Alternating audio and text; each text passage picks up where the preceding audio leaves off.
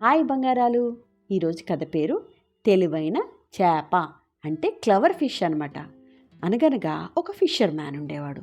తను రోజు రివర్ దగ్గరికి వెళ్ళి చాలా ఫిష్లు పట్టుకొని మార్కెట్కి తీసుకెళ్ళి మార్కెట్లో వాటిని అమ్మేసి వచ్చిన డబ్బులతో మంచిగా హ్యాపీగా ఉండేవాడు.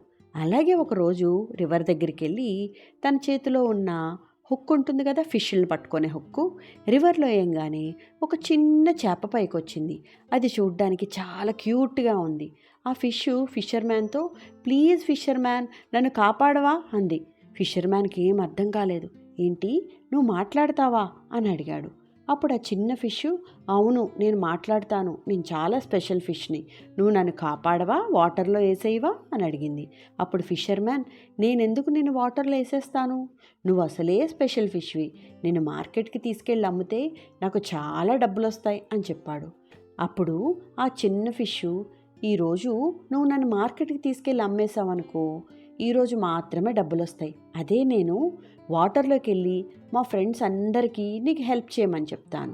అప్పుడు రోజు నువ్వు కష్టపడకుండా ఆ ఫిషెస్ అన్నీ నీ దగ్గరకు వచ్చేస్తాయి. రోజు ఫిష్లు అమ్మితే నీకు చాలా డబ్బులు వస్తాయి కదా అని చెప్పింది. ఫిషర్ మ్యాను, ఓహో, ఈ చిన్న ఫిష్ చెప్పేది నిజమే కదా, రోజు ఫిష్లు అమ్మితే రోజు చాలా డబ్బులు వస్తాయి కదా అని చెప్పి ఆ ఫిష్ని వాటర్లో వదిలేసి వెళ్ళిపోయాడు. నెక్స్ట్ డే మళ్ళీ రివర్ దగ్గరకు వచ్చి ఫిష్లన్నీ వస్తాయేమో, ఆ చిన్న ఫిష్ చెప్పింది కదా అని వెయిట్ చేస్తున్నాడు.